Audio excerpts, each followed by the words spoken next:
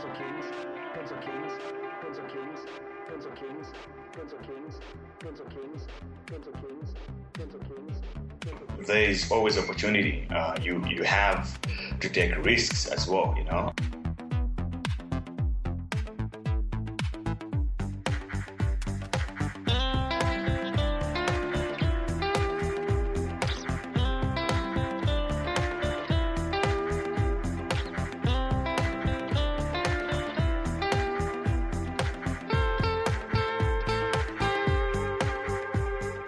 All right, this is, once again, the Pencil Kings podcast, and we're going global again. We're going to talk to somebody from Malawi today, originally from Malawi, doesn't live there right now.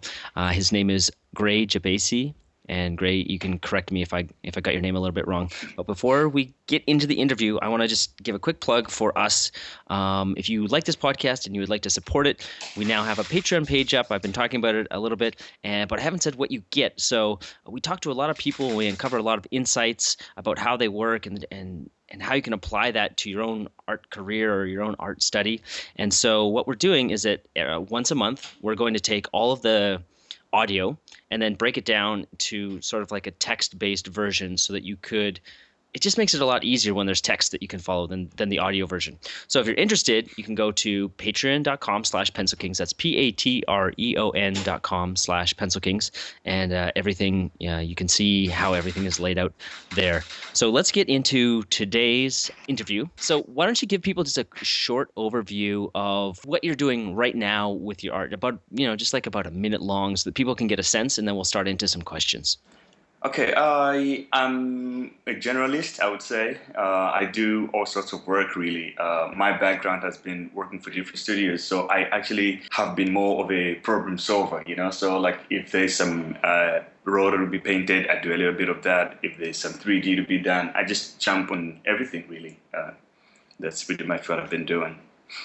Perfect. And for those listening who don't understand what is a generalist, I'll just explain right now. So generalist is somebody, I don't know if there's a 2D generalist, but I guess there could be. But it's more like in 3D, you have these really specific things like animator, special effects artist, matte painter. But somebody who's a generalist can do sort of, a bit of everything. And so generalists are awesome because it doesn't matter what kind of problem you have, generalists can generally, figure it out. So that's what Grey is. And what are some of the recent projects that you've been working on, or what's some of the recent work that you've been engaged with? I have been on commercials lately, and just some corporate work as well. And right now I'm working for a company that does a lot of TV shows, so I'm doing some work for them. I'm doing some maps and just different things, really, like, if there's a problem to be solved on the show, if there's some shots have to be changed, whatsoever. I've been working on stuff like that. And also some freelance gigs, different projects I've been doing. I'm working actually on the side. I'm working on a show in the UK. It's like an event for orchestra, so they need motion graphics for that.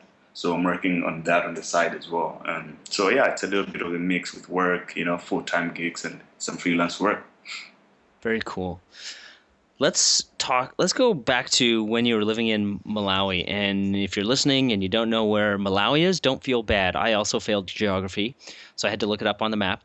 And Malawi is a country in the southern part of Africa. It's a smaller country. It's kind of sandwiched in between Tanzania, Zambia, and Mozambique, but that probably doesn't really give you any basis either if you fail geography like me.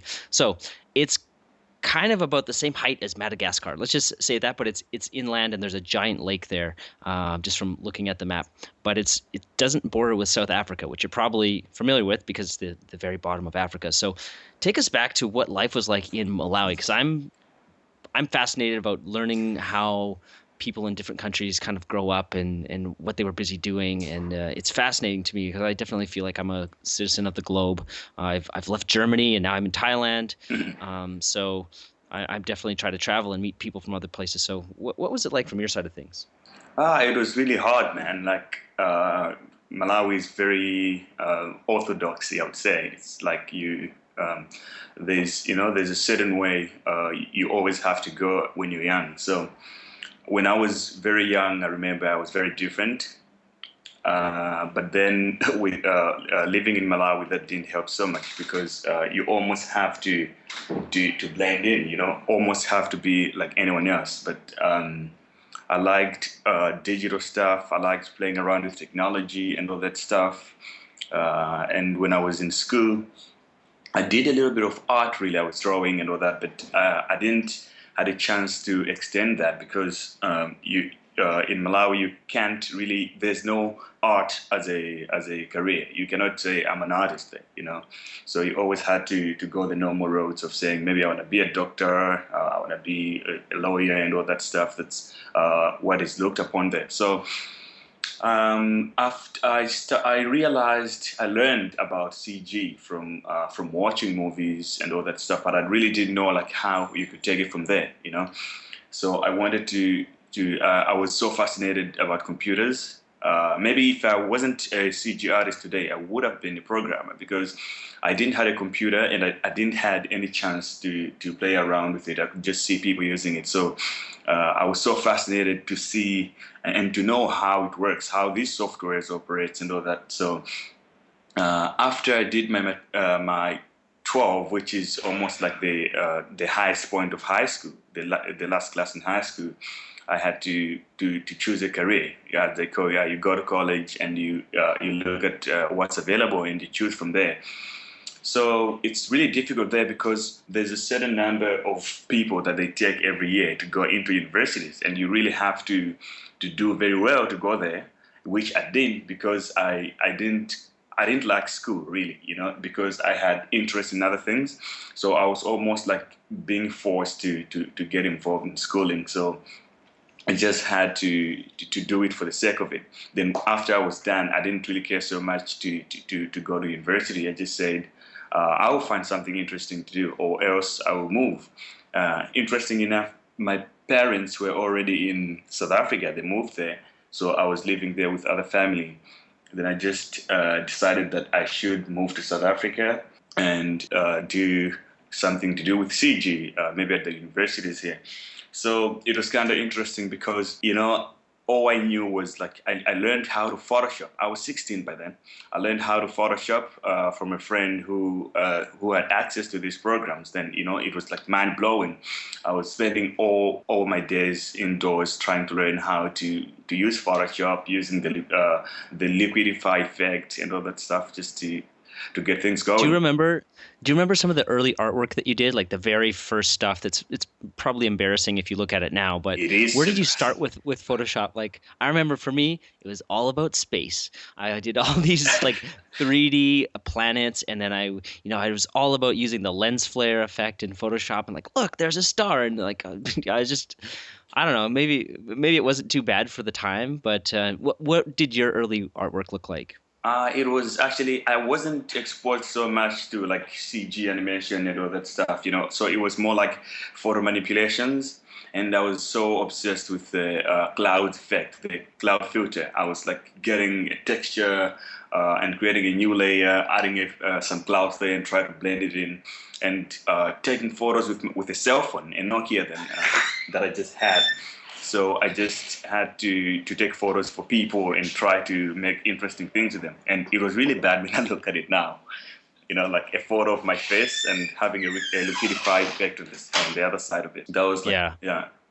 But you got to start somewhere, right? Like I'm so encourage people. Like the worst thing you can do is just have this bad opinion of your work. Like, just think it's great. Just keep going with it. Have fun with it, and keep trying to like explore the software and see what things you can push and learn. Like that's kind of how it all happens, is this magical kind of discovery phase. I had one other question that I wanted to ask you. So when you were in Malawi, you said that there was really no hope to have an artistic career. But did you tell people that you wanted to be an artist at that point? Like, were you open with your family or your friends or your teachers that you're like, look, I know this might sound crazy to say I want to be an artist because there's not a lot of opportunity here, but this is what I want to do? Or did you just kind of keep that a secret and it was just for yourself and you weren't quite sure about it yet? It was almost a secret because even if I said to anyone that I want to do graphics, I want to do CG, they couldn't even understand what that is still. Most of my friends don't really know what I do, So it was just more like I was just saying, I want to do something to do with this computer art, doing graphics, graphic design, which couldn't make sense there. Like, there's no place you could actually go and say, oh, I'm a 3D guy in South Africa, or I'm a graphic designer. So when I was 16, luckily, I asked my parents to get me a computer. And when they got me that computer, I was just learning and doing all that stuff. Then when my mom came back to visit, she saw what I was capable of doing. And then she was amazed, like I could do all this stuff and all that. But now the problem there is, if you are into more like a nerdy guy into computers or a geeky guy, people confuse you with an IT guy. So I was getting a lot of people coming to me, oh, could you fix this for us? Could you do this for us? So I was just doing all those kind of things because that's, if they see you with computers, it's not really about art. They thought it's just about being a computer guy. People could come, to fix some software problem for them instead of actually maybe creating things for them. So it was more of that kind of stuff. And then I just decided that I should move to South Africa. So what I did, I had to sell that computer of mine to get some money so that I could travel to South Africa. Because if I had to wait, actually nobody would care enough to help me with that. And it was so a mediocre idea, because when I went there, I didn't really know enough like to even land me a job. I was super bad, but I was super confident. I thought I knew everything, just like, I'm gonna do this. My dream then was just to work for a studio, work full time as an artist.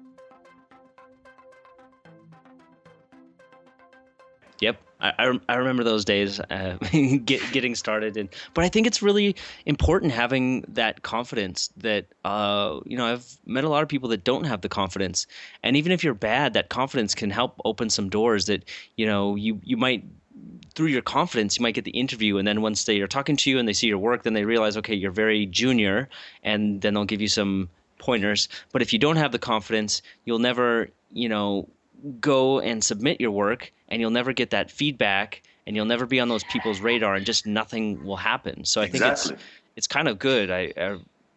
It's sort of like, for me, it was like bordering on a little bit of cockiness even at sometimes. And clearly I had tons to learn, and I still have tons to learn. So once you got to South Africa, did you go to school then to continue learning, or what happened next? Okay, now when I got there, I asked my dad that I came to do this computer graphics thing, animation specifically. So I went to schools looking for where I would apply to study these things.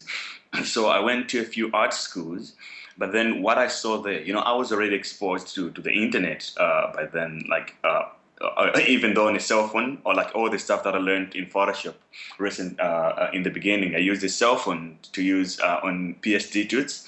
I used to those written tutorials, not actually video tutorials, because there is no good internet in Malawi, So I did my research before I got there. Then when I went there, it was just a matter of going to the places that I knew that they offer these services. Then I went. I wasn't impressed with most of them, because I learned that I was slightly better in what I did than most people who were, who were like third year there, or who were like doing their fourth year. It was just like, maybe I shouldn't do this. And again, it was expensive. So even if I was too interested to go in, I couldn't manage because my dad couldn't afford it. So I went to the animation schools. I went there as well, and doing some great stuff that was mind-blowing.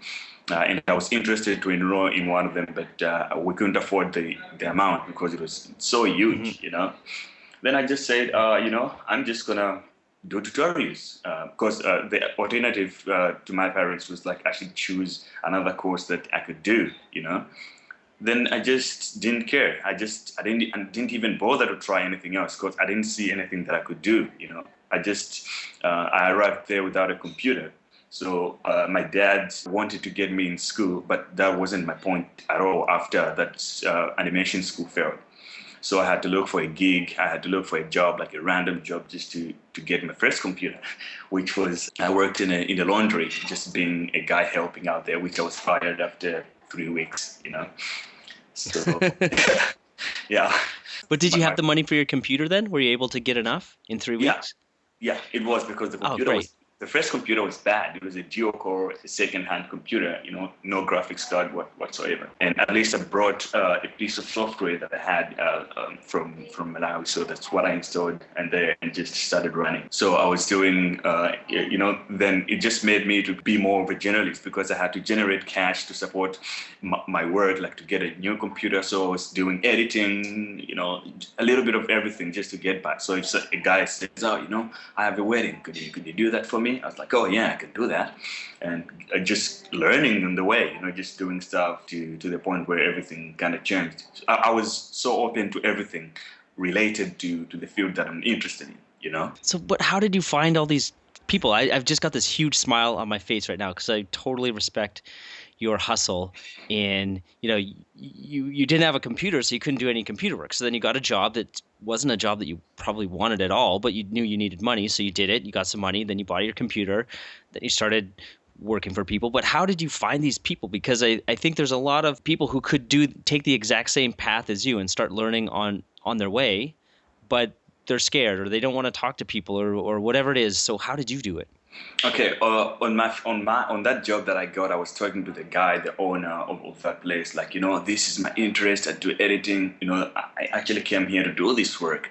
I need help and all that stuff. So he had recently a production company that he closed. You know, but that guy wasn't interested to give me that opportunity or just to link me up with people. He was just like, you know, you are here to work for me to do all this laundry stuff that you do.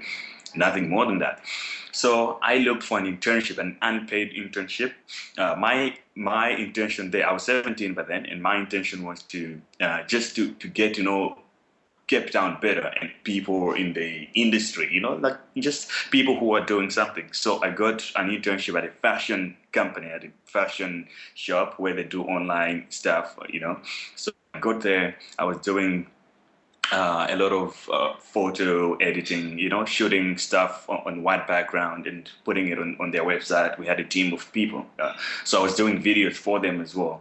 So I just took that internship really to know Cape Town better and, you know, to find people who are really doing stuff out there, you know, because in fashion you also have artists, you know, people who are actually involved in a lot of things than just when I was just sitting home, all the people around me weren't actually into the things that I do. They couldn't even understand it.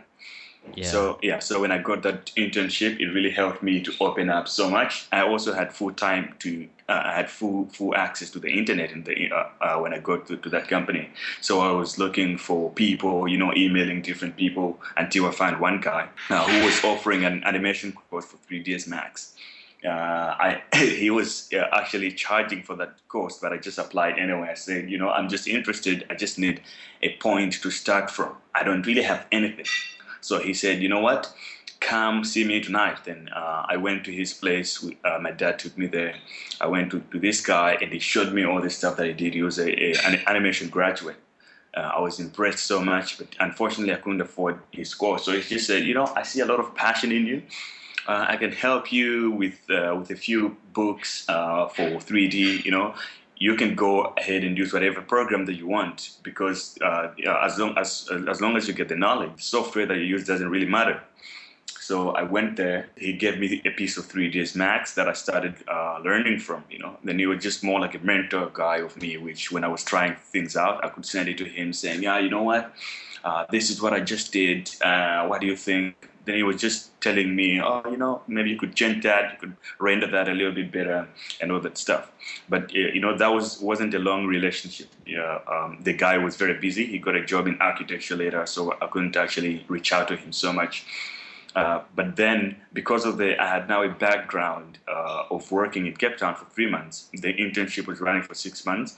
On my 4th month, I had a job for horse racing companies. They were looking for camera guys, So I had general knowledge of how cameras work. I hadn't been on like those broadcast cameras that they use there, but I went to the interview. They talked to me. I did a lot of research and reading before I went there, and likely I got the job. Then I was going there 2 days per week, 2 or 3 days, not making good money anyway, but I was just getting by. I felt that I was closer to something, because I was actually working with cameras and all that stuff. So I was like, oh, maybe this thing is working. So I worked there. Yeah. Then I worked there for a while, even though the people that I worked there, actually the boss there was really a bad one, wasn't so good. So I also looked for another internship. I was actually intentionally saying I'm looking for an unpaid internship, So I looked for one more at a studio, and I got lucky, an animation studio, which is great in Cape Town. It's like one of the great studios in South Africa in animation. So they looked at my stuff, they were like, the producer said, I see a lot of passion in you. I think if we give you a chance, you could come up with something. And then, I got an internship. So I was going 3 days at work. The rest of the days I was spending at the studio. I wish I stayed there a little bit longer. But since I got that background of working at a studio doing animation, and my skill was well improved a little bit, then I had a job offer from a casting agency. That was a full-time gig, So I had to leave the animation studio, which, I was so, it was so an emotional choice to leave there, but I had to do it anyway. So I had a full-time job as an editor at a casting agency where I worked for nearly a year.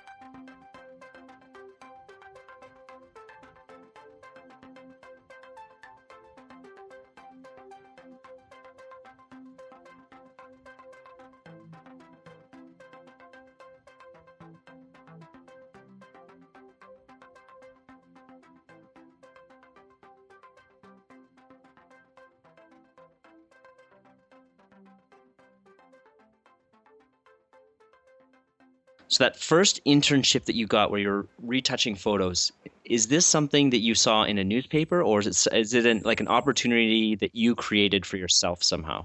That was just like, you have these websites where you can look at, and they like classifieds basically, So they said, we're looking for guys to do this. We're looking for editors and all that stuff, but our internship are unpaid, all of them, So every day I was on that site looking for what's happening out there. So I just applied. Then after a week or two, I received a phone call from them. Then I was like, oh yeah, I'm interested. They're like, are you sure? Because this is not, it's an unpaid internship, which was as a surprise at the end. When I went there, there was actually nobody who was really great. I thought if you say an internship, you find people who are experienced, you could learn from them. But when I got there, I actually became the main guy in like videos and the animation department of things. But it was great, because recently that lady who gave me that chance, she's actually my client now. She gives me work to do for their company, and is paying jobs right now. Oh, perfect. Yeah, I'm just so inspired by hearing how you're creating these opportunities, and because I feel like there's a lot of people that I've seen that they just get stuck, and just get out there, get any kind of job you can, that you just have to get started somehow. It doesn't matter what it is. You're going to start to meet more people, and you're going to start to get closer and closer to what you want to do. And I think the photo retouching one is kind of a no-brainer, that a lot of people who, they want to be comic book artists, or they want to be concept artists or whatever. There's a lot of businesses out there that would love to have somebody doing photo retouching for them. Now, you'd want to be a little bit strategic, and maybe you don't want to be doing photo retouching for the local grocery store, because that's not really going to lead anywhere. But if you're working for some kind of advertising agency, graphic design firms, all these types of businesses that are more art or design related, this is where you can then meet other people who know more people who know more people. And it just kind of the snowball effect starts to happen. But it all just starts with you taking a chance and realizing that, hey, guess what? Disney isn't giving me a call right now.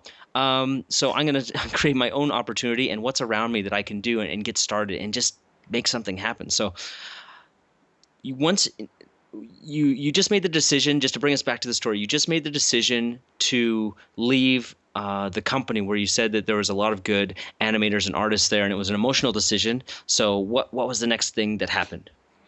I worked for a year for that casting agency, and that's also where I learned quite a lot, because the lady that I worked for there and the guy who works there, like the business owners are perfectionists, so like they were pushing, we were working long hours, doing a lot of editing and all that stuff, and to get it out there. So it was more like I do the editing, then later I do the background. We're uploading all that content if the clients are based in the United States. So I was running the database as well, which I learned from there as well. So it changed so much. It was then after that gig, it's when I could afford rent actually. So I had to move out from my house, from my parents' house, move closer to work, and things actually changed from there. I had a chance to do quite a different things, and I learned how to interact with clients, because the way we worked there, it was so open for you to get access to directors. They were always coming to from the United States or everywhere from in the world. They came to do their casting. So I had a chance to meet most of the guys, in person and talk to them, which helped me to build some confidence and stuff like that, because I didn't know how to do that. It was more like a shocking change for me, a culture shock of just being in a studio, being an introvert somewhere. And to go at a place where I needed to be social, a lot of people coming in, a lot of models coming in to do all this stuff. So yeah, that's what happened after that. And then from there, there was a company that I was also working with. It was relatively small. They were working from home. So they ended up growing, and they asked me that if I'm interested to join them, I could go and join them. They're like, the company has grown now. We can afford to pay you. So if you want to come work for us, and then I had to leave that casting agency and go to that production company, because that's where I could do most of the things that I was interested in terms of CG. I was doing a lot of visual effects. It was more like I was the only guy working there doing post, so I had to be everything.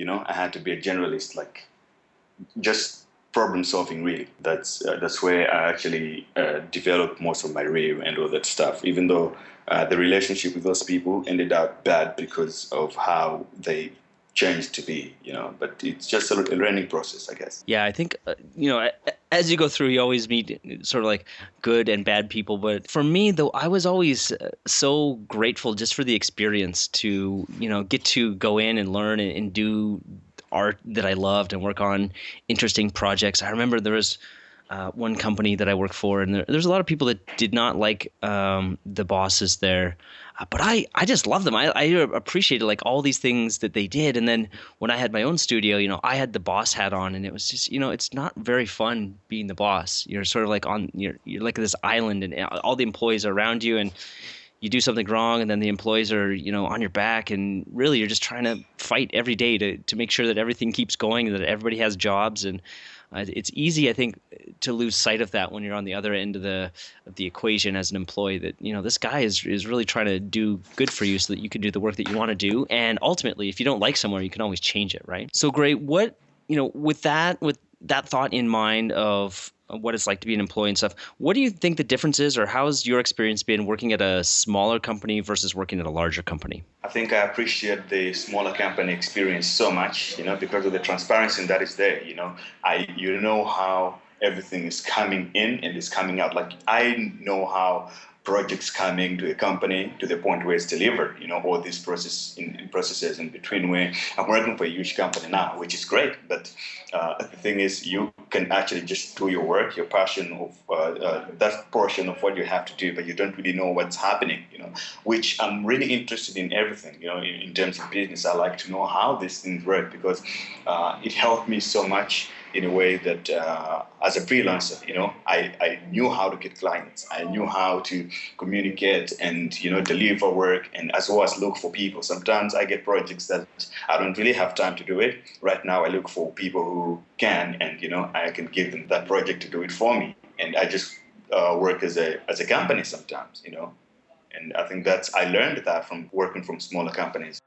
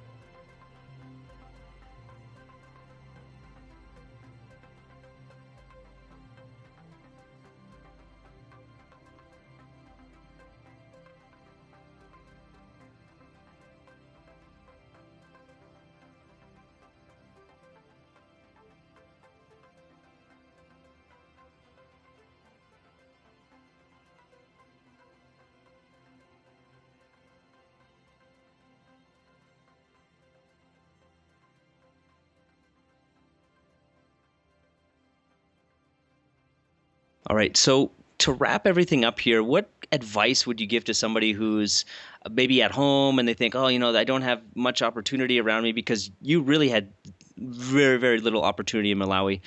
So these people actually have probably 10 or maybe even 100 times more opportunity than you, just because they live in United States or Canada or South Africa or wherever it is. What advice would you give to those people who think they don't have opportunity, and how could they get started so that they could start to, take those little baby steps and turn it into a career that they love and that it's really rewarding for them?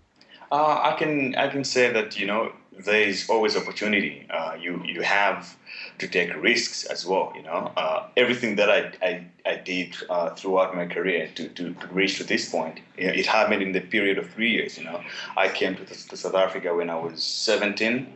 I'm now 21, which is almost 4 years now. But you have to follow your passion. Don't really listen to people, because they always be negative about things that they're not sure. People like to, most people around me especially, I mean, generally I would say they like to do things that are comfortable, But if you just think for yourself and take that risk and just do something, it's not going to kill you.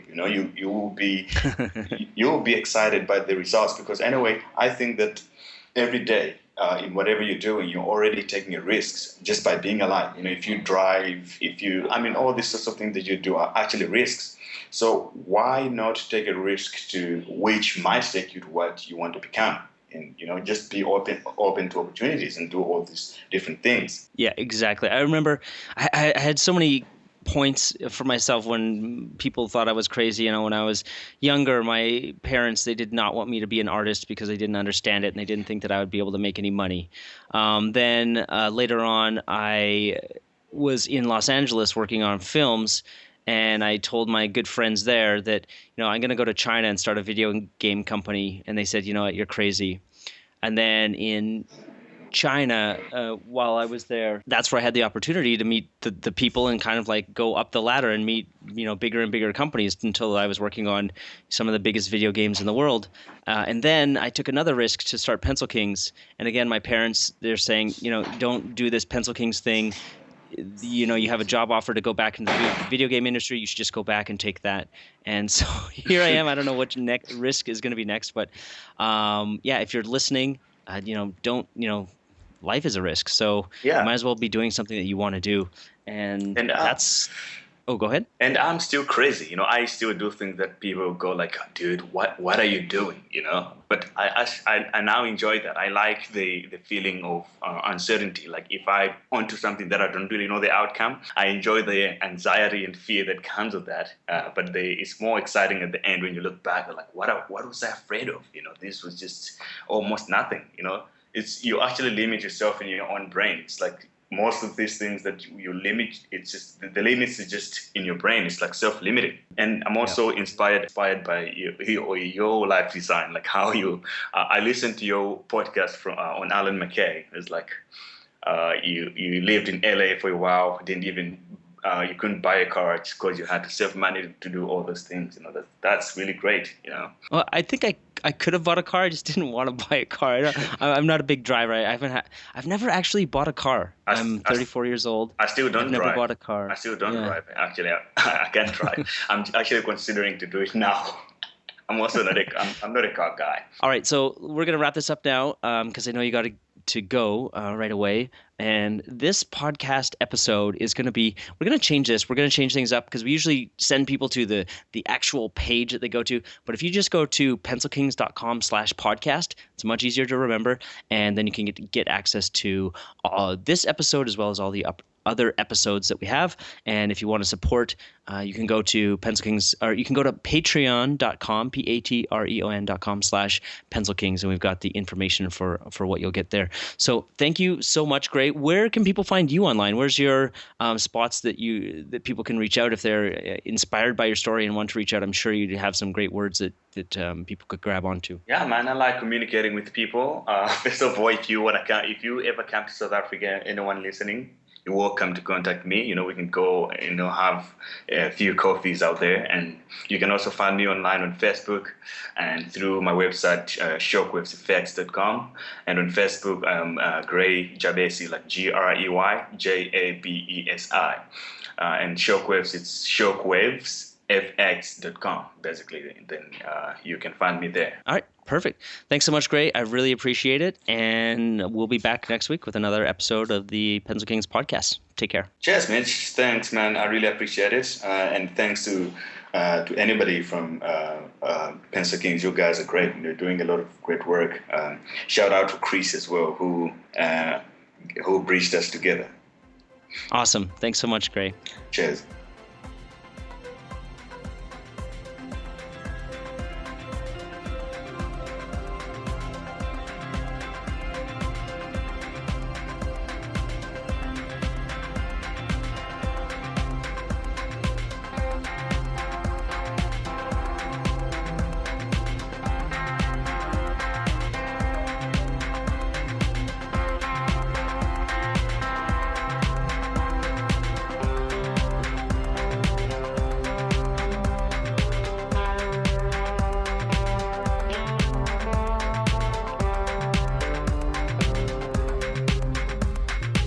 Demands patience, skill, years of practice. You talk like a fool. I would trade a century of practice for an ounce of inspiration.